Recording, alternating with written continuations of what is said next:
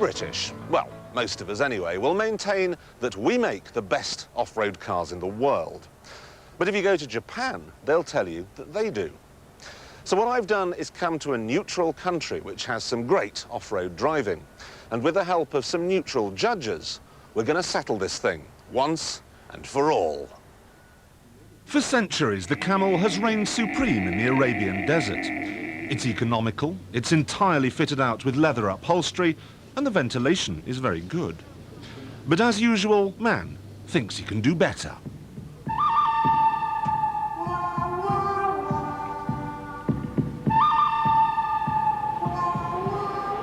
From Britain, the Range Rover and the 3.9-litre Discovery.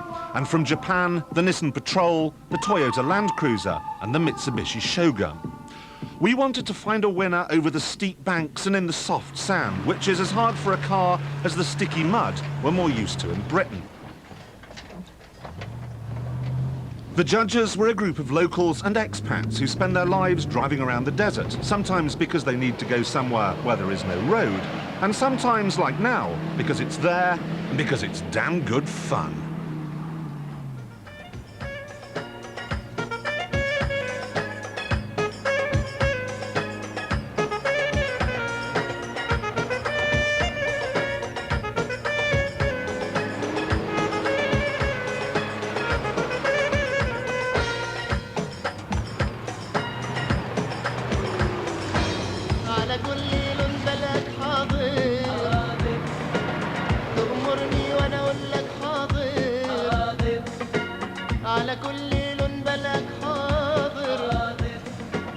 After we'd all had a go in all of the cars, it was time to work out what we all thought.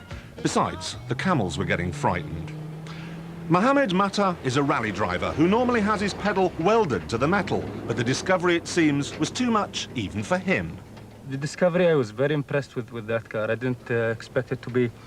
I mean, the Range Rover has more power, but the Discovery is how can I say it, much more smoother. And it goes, you know, it just never stops. Actually, sometimes I was lifting off. I didn't expect the car to go that fast. But the Range Rover is, okay, it's a 4.2 engine, but it's not that powerful. It's underpowered. I mean, it seems to be underpowered. The car that smashed Land Rover's dominance all over the world was Toyota's Land Cruiser. Once a huge, ugly barge, it's now smooth and sophisticated, with real presence and more toys than Hamleys. In many ways, you'd expect the Toyota Land Cruiser to score a memorable victory. It has an astonishing reputation for reliability, it's spacious, it has an enormously powerful 4.5-litre engine. But I do find it amazing in a car that has a fridge here between the two front seats. There are no diff locks. Oh dear, when we are handing out the prizes at the end of the day for the car that's got stuck the most, this one's going to win hands down. I wasn't the only one in trouble either, but Belinda Ali Khan was far too polite and ladylike to blame the machinery. Soft sand, I think. Soft sand, and perhaps the fact that it's an automatic, just a bit slow to kick in. But what do you reckon then, the old Land Cruiser? Well, I think it's a very good car. The 4.5 is tremendously powerful. It was unfortunate what just happened, but I think it was soft sand. But I think it's a good car, yes, very good car. I think it's incredible that diff locks are an option in Dubai when the British versions come with 3 as standard. Still, no such silliness with Mitsubishi Shogun, and it showed.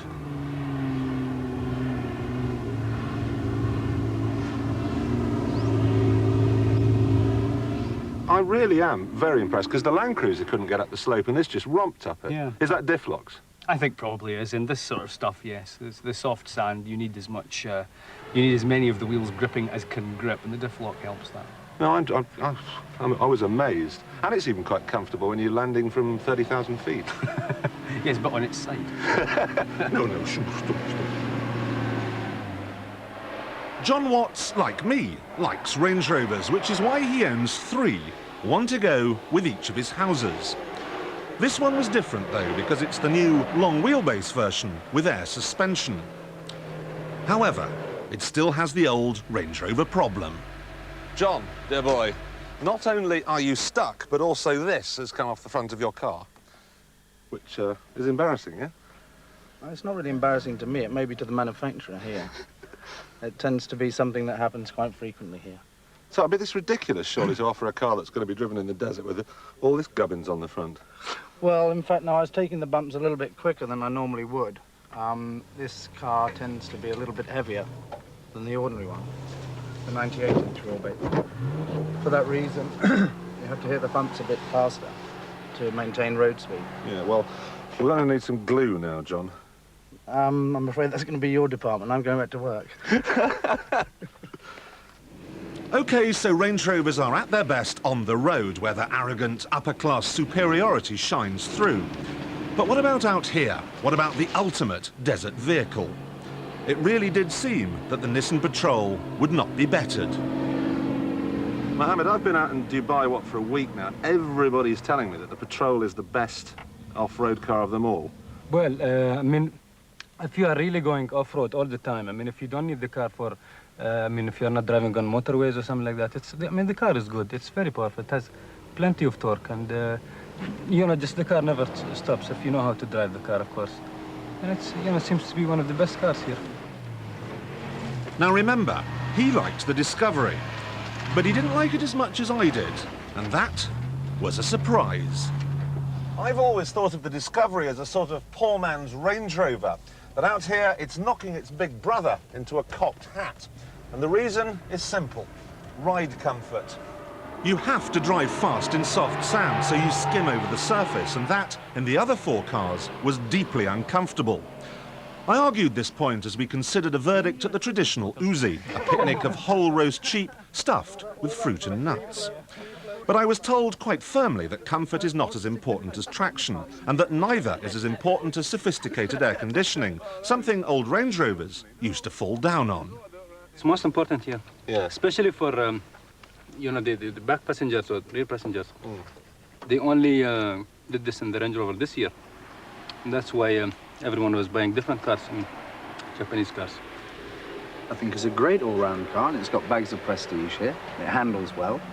But this particular one that we've got, the LSE with the air suspension and the 4.2, I think it's overrated. It's too heavy, and it doesn't handle particularly well here. So they've overdeveloped it almost.